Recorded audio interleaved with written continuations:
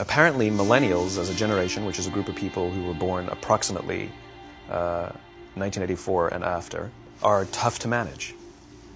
And they're accused of being entitled and narcissistic, self-interested, unfocused, lazy. But entitled is the big one. And because they confound leadership so much, what's happening is leaders are asking the millennials, what do you want? And millennials are saying, we want to work in a place with purpose, love that. We want to make an impact, whatever that means. We want free food and beanbags. And yet, for some reason, they're still not happy. The generation that we call the millennials, too many of them grew up subject to, not my words, failed parenting strategies, where, for example, they were told that they were special all the time. They were told that they could have anything they want in life, just because they want it. Some kids got participation medals. You got a medal for coming in last, right? Which the science we know is pretty clear, which is it devalues the medal and the reward for those who actually work hard, and it actually makes the person who comes in last feel embarrassed because they know they didn't deserve it, so it actually makes them feel worse, right?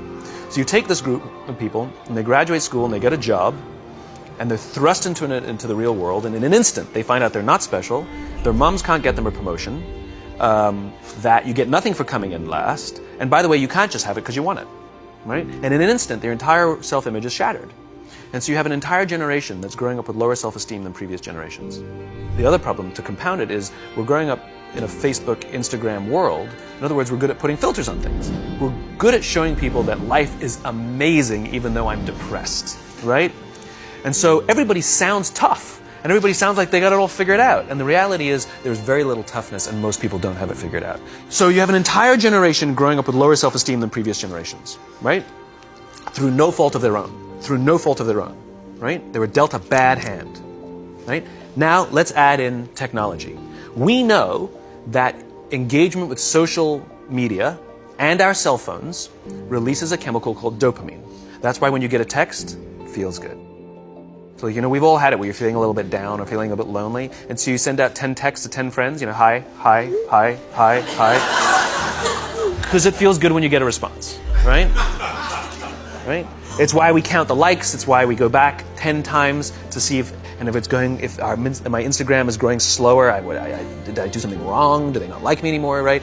The trauma for young kids to be unfriended, right? Because we know when you get it, you get a hit of dopamine, which feels good. It's why we like it. It's why we keep going back to it. Dopamine is the exact same chemical that makes us feel good when we smoke, when we drink, and when we gamble. In other words, it's highly, highly addictive. You have an entire generation that has access to an addictive, numbing chemical called dopamine through social media and cell phones as they're going through the high stress of adolescence. Why is this important? Almost every alcoholic discovered alcohol when they were teenagers. When we're very, very young, the only approval we need is the approval of our parents. And as we go through adolescence, we make this transition where we now need the approval of our peers. It's a highly, highly stressful and anxious period of our lives, and we're supposed to learn to rely on our friends. What's happening is because we're allowing unfettered access to these dopamine-producing devices and media, basically it's becoming hardwired, and what we're seeing is as they grow older, too many kids don't know how to form deep, meaningful relationships. Their words, not mine. They will admit that many of their friendships are superficial. They will admit that their friends, that they don't count on their friends, they don't rely on their friends, they have fun with their friends, but they also know that their friends will cancel on them as something better comes along.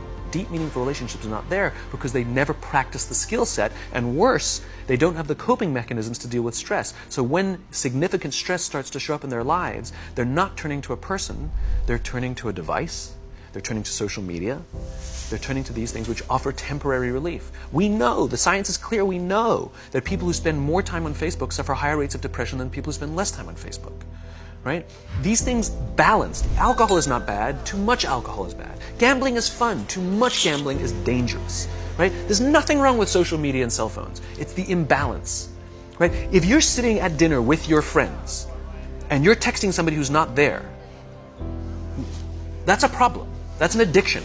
If you're sitting in a meeting with people you're supposed to be listening to and speaking, and you put your phone on the table, face up or face down, I don't care, that sends a subconscious message to the room that you're just not that important to me right now, right?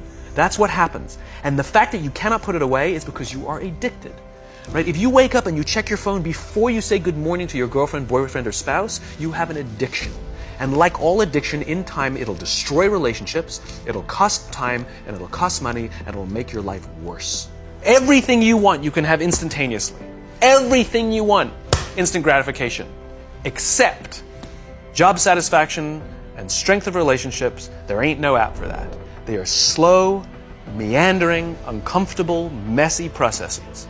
And so I keep meeting these wonderful, fantastic, idealistic, hardworking, smart kids. They've just graduated school. They're in their entry-level job. And I sit down with them and I go, how's it going? They go, I think I'm going to quit.